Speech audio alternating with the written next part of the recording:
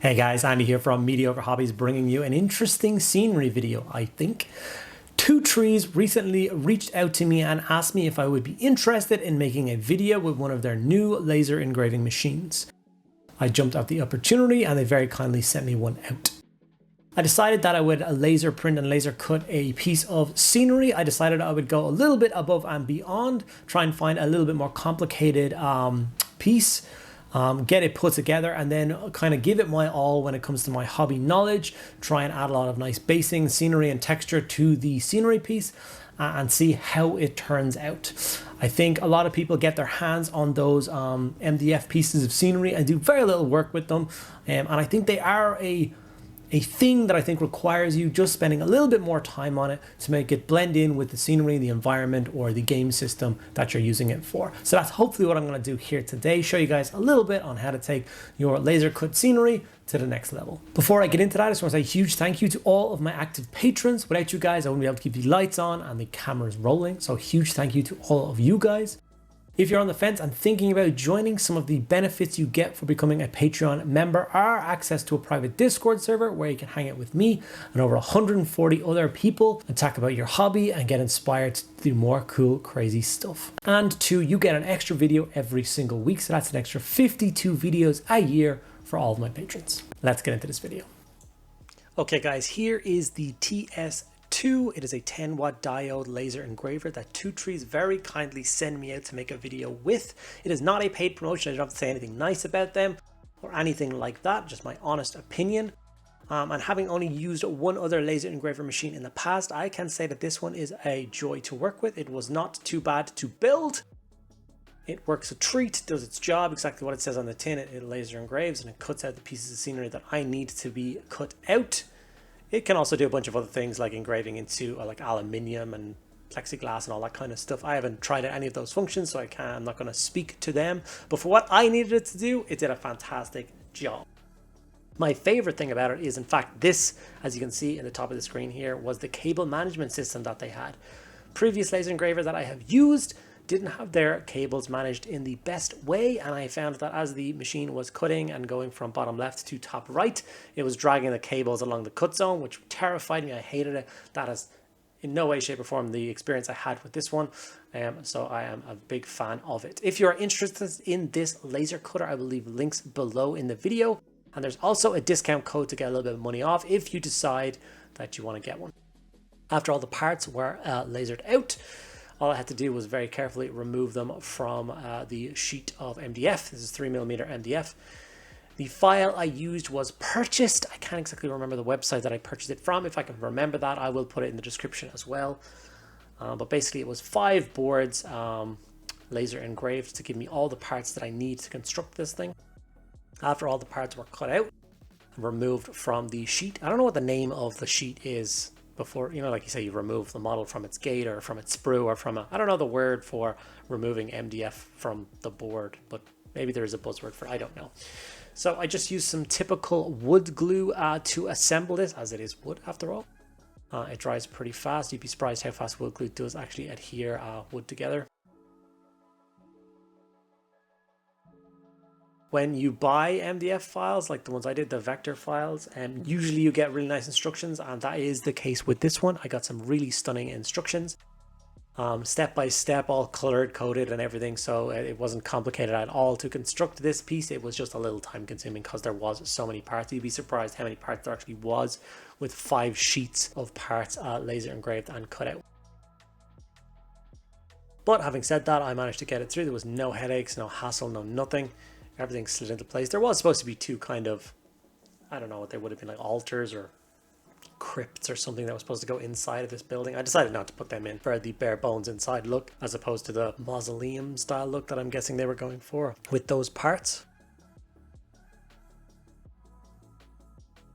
But here it is about halfway through the construction. As you see, it's going together quite nicely. The more parts you add, the more design aesthetic, the more you build on. I see these flat sides and suddenly I add in like window decorations and stuff get glued on. And as each layer of detail gets added, the model gets nicer and nicer. Here it is with its finished construction. Now, what I have noticed a lot of people do with MDF terrain is they take it to about this kind of point and then they give it a really, really simple paint job. And I'm not saying your paint job has to be complicated. I'm just saying there's a couple of steps that you can take to kind of add to this. First thing I decided to do was give the model a base, something interesting to do. First thing I did was trace out the design and shape of the base.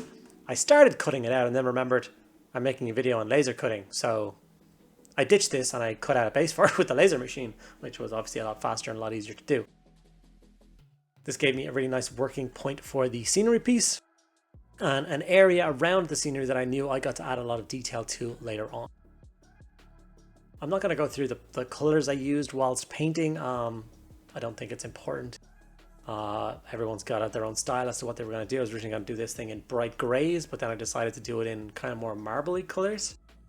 But I used Vallejo base primer, and then every other paint I used on this thing was Army Painter Air Range. They very kindly sent me out a selection of their paints a long time ago, and I try and use them as much as I can in videos.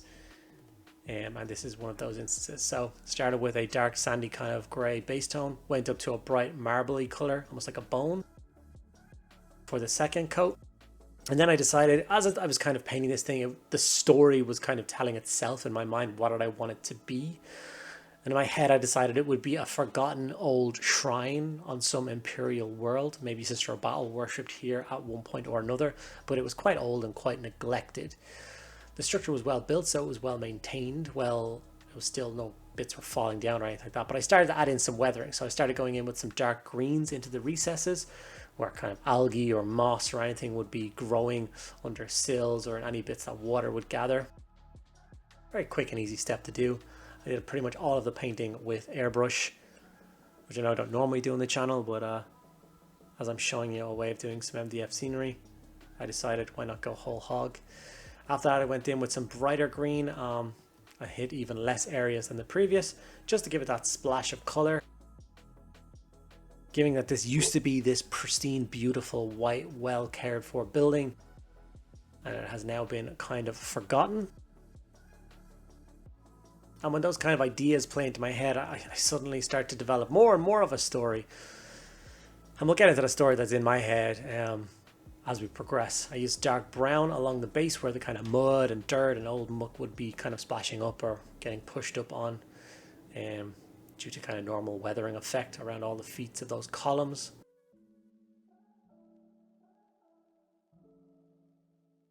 I decided that I was going to, even though this was an old and forgotten building, I was going to have the lights inside the windows be bright, as if there was some sort of light emanating in it. And then the story grew even further. Everybody still comes and worships here, even though the Sister of Battle order that used to be on this planet is long since gone. The local populace, they have no explanation as to why the lights are still on.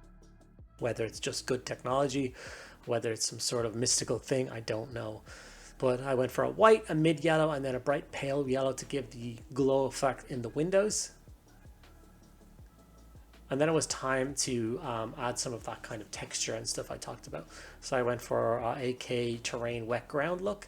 And I just applied this to the entire base. I then put a little bit up in that kind of balcony pulpit part and a little bit around windowsills where old dirt, muck and stuff like that would have gathered on this thing.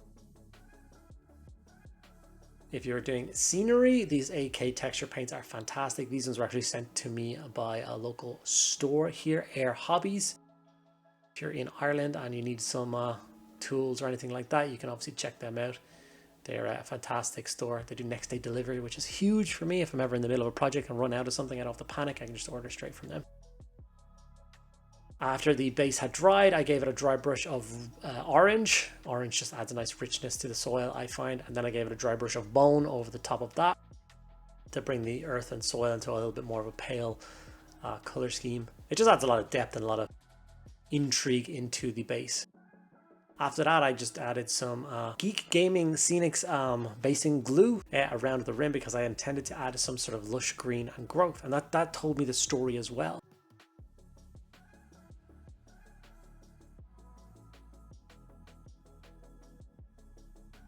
I decided that it was some sort of kind of shrine of life, if that makes any sense. In my head, the idea was that no matter what happened in the surrounding area, the local town, whether drought happened, whether famine happened, whether in the middle of winter, in the middle of autumn, any season, when the ground around it was dying, the ground around the shrine was always lush green. It was always sprouting flowers and lush bushes and berry. That's adds that mysticism of the scenery piece, what the local populace always thought, and it always kept their faith intact, was always looking at this shrine. And that story can be a million things, whether you want it to be something in the 40k universe or whether it's in a D&D campaign. Whether your party's gone to investigate this, or you have a sickly member of your party that needs healing and you have to take it to this mystical place and find out why. What kind of encounter can you summon from that? That's up to you. Maybe the lights are starting to dim and you have to go and try and fix it. Scenery can play a pivotal role in your games and tell as much of a story as you want it to. Adding more of that Geek Gaming Scenics glue, I then added some of this kind of clump foliage. They just act as kind of little bushes and little hedges and stuff like that, some shrubbery. And it's basically just like a sponge material. You can pull it off, pull it into whatever kind of size you want, pull off more or less of it, stick it on with the glue, and as that dries, it's going to give it a really nice solid grip. I then went on with a sporadic amount of tufts in various colors. That's when the idea of the luscious kind of life meadow, that's why flowers always bloom. I had some of the Geek Gaming Scenic sealant, sprayed that all over it. I made a really hefty spray just to have all that grass, all those flowers, everything just really solidly stick on, so it wouldn't go anywhere after use. Models will be moving in and around all this scenery and bushes and stuff, and you don't want the scenery that's falling off.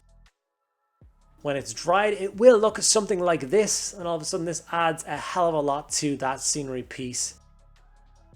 It's suddenly become this piece that I'm super proud of. I really like how it looks. I can tell a million stories with it. It's going to be proudly displayed in my shelf on my cabinet and with the rest of my scenery collection.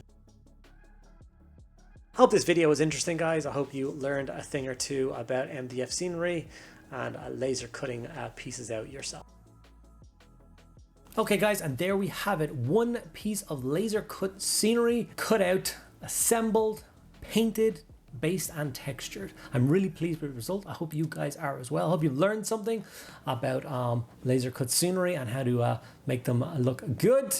If you did, make sure you give the video a like. Drop any comments you have below and I will get back to each and every one of you guys.